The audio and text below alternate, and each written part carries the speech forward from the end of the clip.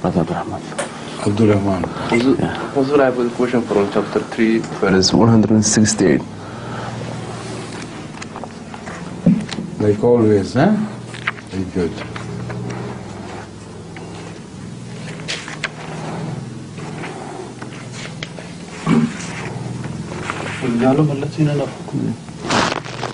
A'udhu billahi minash shaitanir rajim. This is chapter number 3, verse 168. وَلِيَعْلَمَ الَّذِينَ نَافَقُوا وَقِيلَ لَهُمْ تَعَالَوْا قَاتِلُوا فِي سَبِيلِ اللَّهِ أَوِ ادْفَعُوا قَالُوا لَوْ نَعْلَمُ قِتَالًا لَاتَّبَعْنَاكُمْ هُمْ لِلْكُفْرِ يَوْمَئِذٍ أَقْرَبُ مِنْهُمْ لِلْإِيمَانِ يَقُولُونَ بِأَفْوَاهِهِمْ مَا لَيْسَ فِي قُلُوبِهِمْ وَاللَّهُ أَعْلَمُ بِمَا يَكْتُمُونَ. The translation is as follows: and that he might cause the hypocrites to be distinguished. Hypocrites to be distinguished.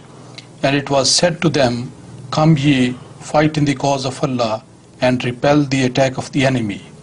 They said, if we knew how to fight, we would surely follow you. They were that day nearer to disbelief than to belief. They say with their mouths what is not in their hearts, and Allah knows quite well what they hide. So could you kind of explain to us why the excuse is rejected? Why the excuse of these people was rejected by God?